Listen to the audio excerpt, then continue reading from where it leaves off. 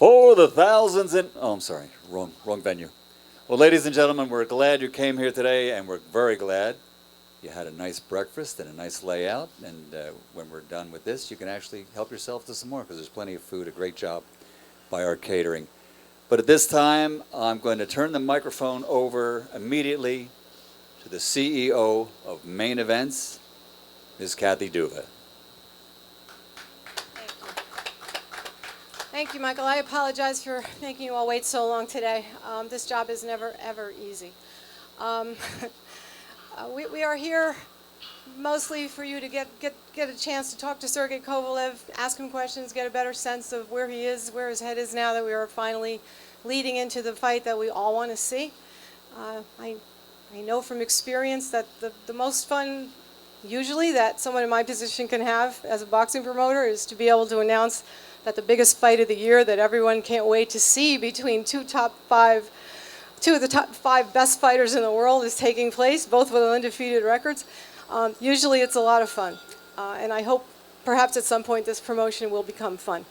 At the moment, though, I am just here to tell you that we are planning to fight on November 19th. We expect that the fight will be taking place somewhere, and when we find out where that is, we will let you know. And in the meantime, I will give this back to Michael, and we'll proceed.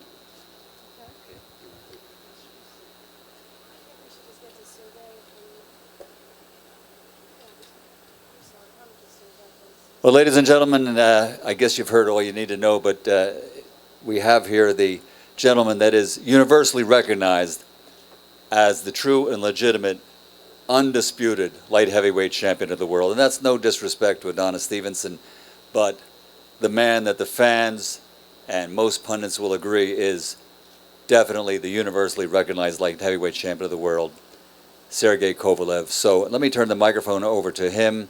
And for the folks that are here, if you have a few questions, it's going to be just a limited time, but he's here for you. And ladies and gentlemen, the light heavyweight champion of the world, Sergey Krusher Kovalev. Thank you.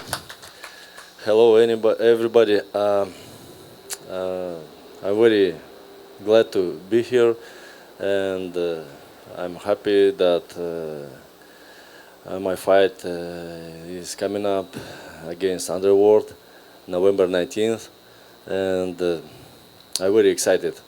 I'm really very excited because we are best boxers right now in light heavyweight division. Just left 3 months before the fight, and just take your time, and it will happen. And I'm here for your questions, and just ask me. I will answer for any question. Okay. Mike. Just стоять.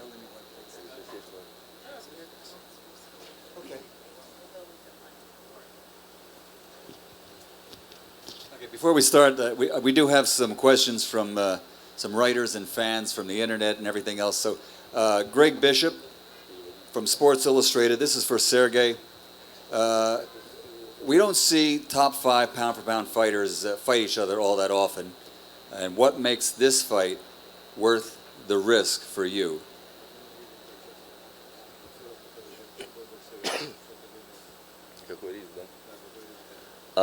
This fight is really, I not would say that it's dangerous. Any fight is dangerous, but this fight is very important for me in my career and in the boxing world, because it's already a very high level of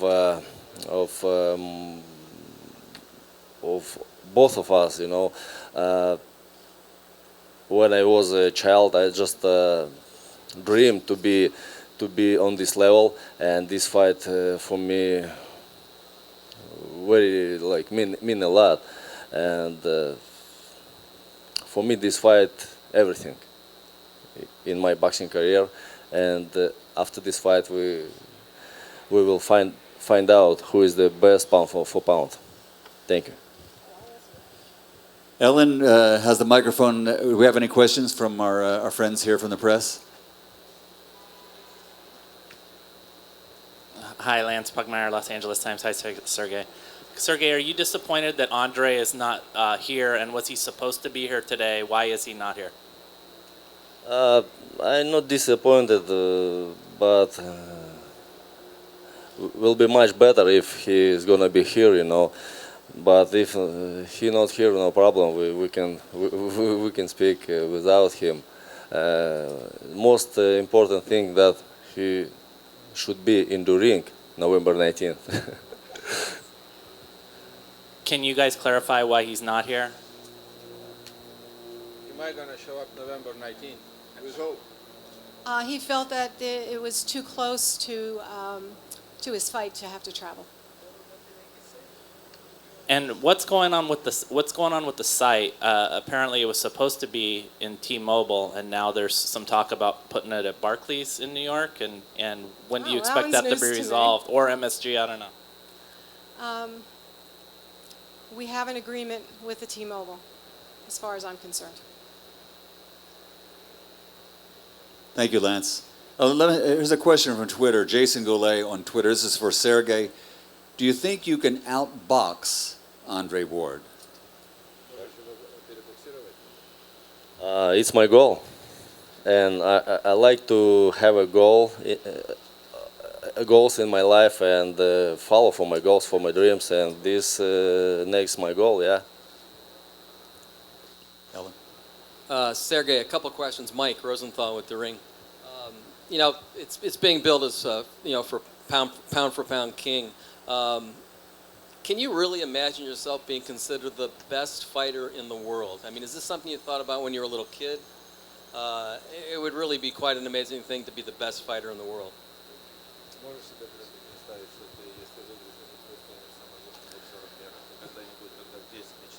No, I never dreamed about it because I didn't know about this rank pound for pound, you know. But I now already knew about this, but it never was my goal to be best pound for pound. I just was my goal to be best in my light heavyweight division, you know. But right now, when Andre said that it's gonna be fight for best boxer of pound for pound, yes, right now it's my goal to get this stage. Fantastic. Maybe this is for your manager, Egis. He's sort of a road warrior. Does it even matter to you where the fight is? Does it even matter to you where the fight is? I mean, he's sort of proven himself on the road. That's kind of what he does.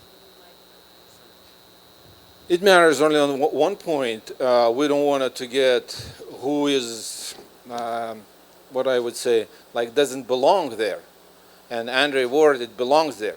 He's right now he's a top level guy in the light heavyweight division.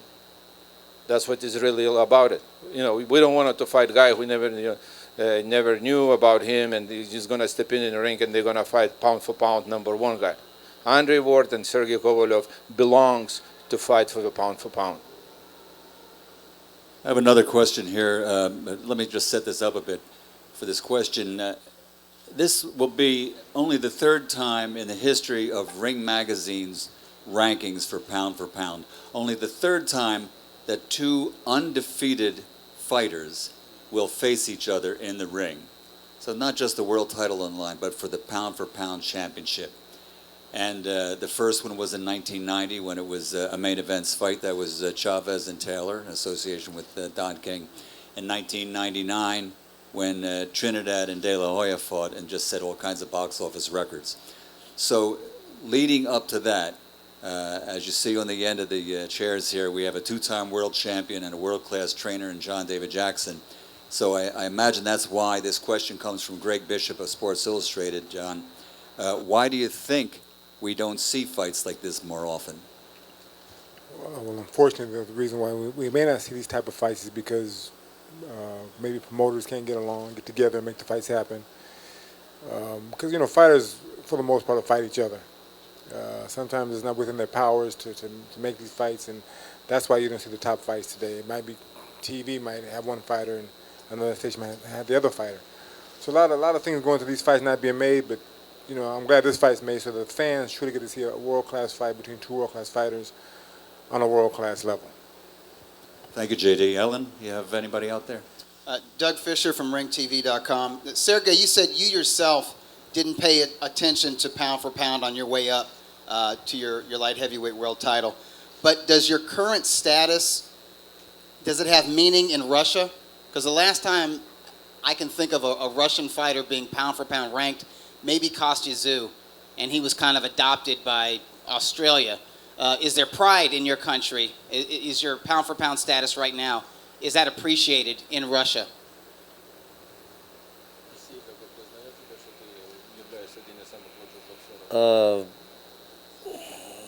I don't know, because I don't hear any opinions from every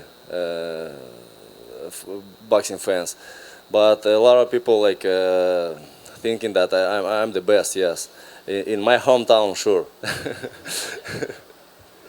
I can vouch for that. When we had the fight a few weeks ago in Ekaterinburg, Russia, Sergey literally couldn't go anywhere without attracting just hordes of people, and he's so well known in Russia and so admired. And there's many great fighters now coming out of Russia, but they don't just think of him as the light heavyweight champion or the pound for pound champion. They think of him as a guy that can walk on water in the world of boxing. He's definitely a fan favorite. Here's one from a fan on Twitter, Sergio Arroyo, and this is for Sergey, but I think JD, you can probably answer this too. Do you plan on changing anything in your training regimen? We don't. I don't think though that we're gonna change something, but we can add something. No, exactly what Sergey said. There's not much to change, but we'll add certain things, and we'll try to capitalize on the mistakes that Andre makes. So camp's going to go according to plan, and we're going to work and just get the work in that needs to be got in. Anybody out there? Here we go. Yes. John, when are you going to Big Bear? Someday. Someday. Soon, very soon, yeah. I'm Mohammed Mubarak. I'm with the Electronic Urban Report, EURweb.com. It's an African American online publication. My question is twofold. Of the many light heavyweights that you fought in your professional career, how would you rate Andre Ward coming into this particular episode of your life? And should you become victorious, do you expect a hero's welcome in your home country?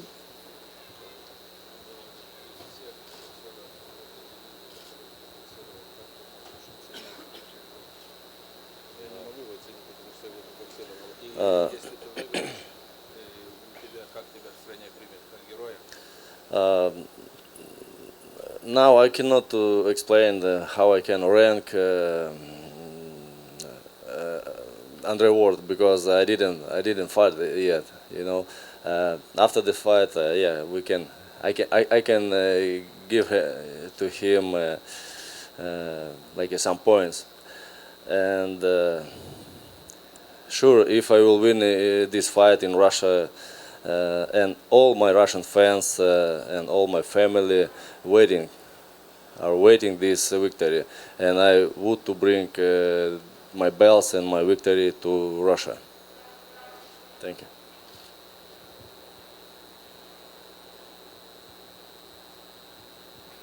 Sergey, with the last fight that you had against Chilemba, and John, you could answer this question too, if both you guys could answer this. Were you happy with the way you fought, and you were happy with the performance and how the show went and everything?